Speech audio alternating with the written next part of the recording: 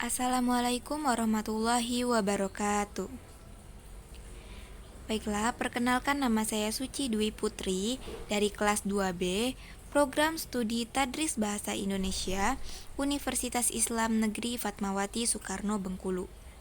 Baiklah, di sini saya akan menjelaskan mengenai disimilasi, modifikasi, vokal, netralisasi, zeroisasi, metatesis, diftongisasi, monoftongisasi, dan anaptikisis. Baiklah, lanjut ke pembahasan yang pertama, yaitu desimilasi dan modifikasi. Desimilasi adalah perubahan sebuah fonem yang berdekatan satu sama lain menjadi fonem yang berbeda. Contohnya seperti kata cita dalam bahasa Sanskerta menjadi cipta dalam bahasa Indonesia. Meskipun demikian, istilah cita masih tetap ada. Selanjutnya itu modifikasi. Modifikasi vokal adalah perubahan bunyi vokal sebagai akibat dari pengaruh bunyi lain yang mengikutinya. Perubahan ini sebenarnya bisa dimasukkan ke dalam peristiwa asimilasi, tetapi karena kasus ini tergolong khas, maka perlu disendirikan. Contohnya,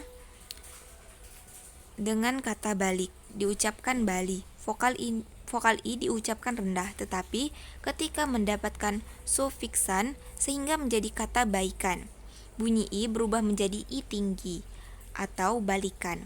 Perubahan ini akibat bunyi yang mengikutinya.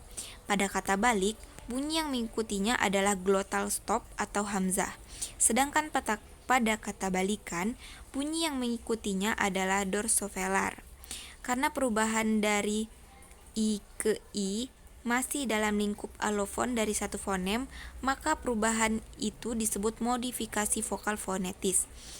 Sebagai catatan, perubahan itu bisa juga karena perbedaan struktur silaba.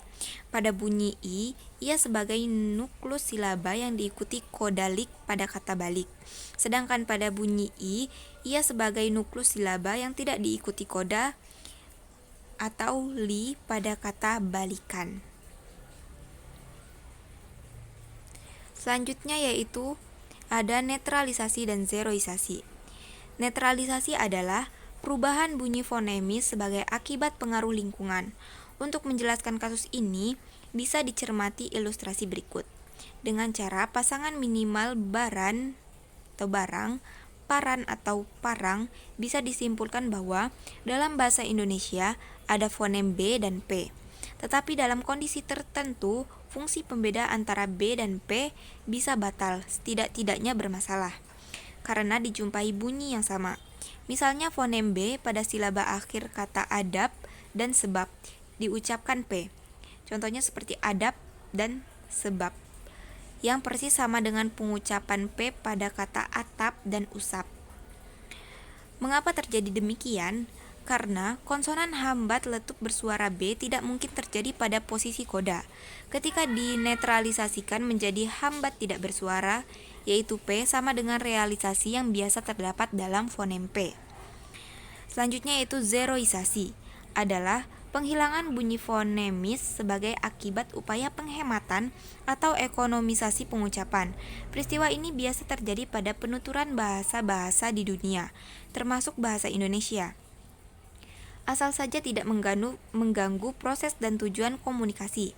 Peristiwa ini terus berkembang karena secara diam-diam telah didukung dan disepakati oleh komunitas penuturnya. Dalam bahasa Indonesia, sering dijumpai pemakaian kata tak atau ndak untuk tidak, tiada untuk tidak ada, gimana untuk bagaimana, tapi untuk tetapi.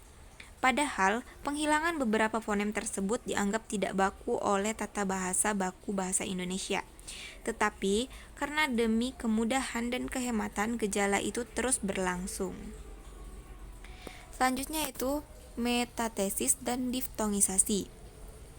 Metatesis adalah perubahan letak huruf, bunyi, atau suku kata dalam kata.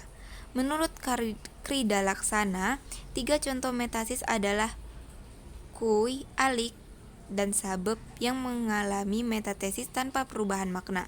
Kuy tetap mengartikan yuk, sebagaimana alik dan sabab hanya membalikkan struktur kata gila, bebas tanpa mengubah artinya. Sementara itu, ada pula kata-kata lain yang mengalami metatesis dan perubahan makna. Contohnya, jalur dan lajur, royal dan loyar, berantas dan banteras, ulur dan urul, kerikil dan kelikir, serta sapu dan usap. Krida Laksana pun menambahkan contoh kata rontal yang sekarang lebih umum disebut sebagai lontar. Selanjutnya itu diftongisasi adalah proses perubahan vokal tunggal menjadi vokal rangkap secara berurutan atau diftong. Contohnya adalah kata sentosa.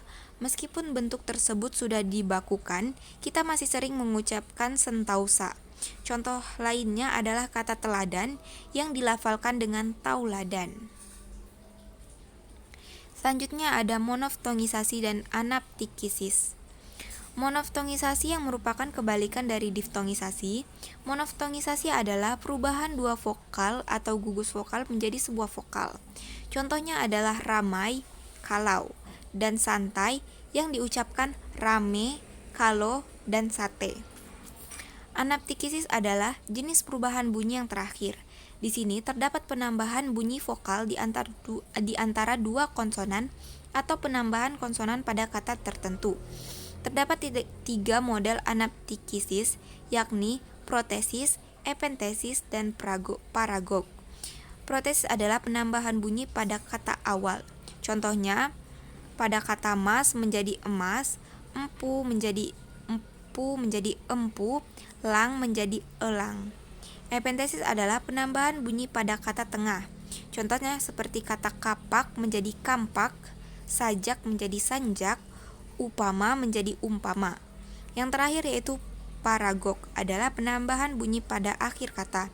Contohnya seperti kata hulu bala menjadi hulu balang, ina menjadi inang, adi menjadi adik. Baiklah, mungkin sekian yang dapat saya sampaikan.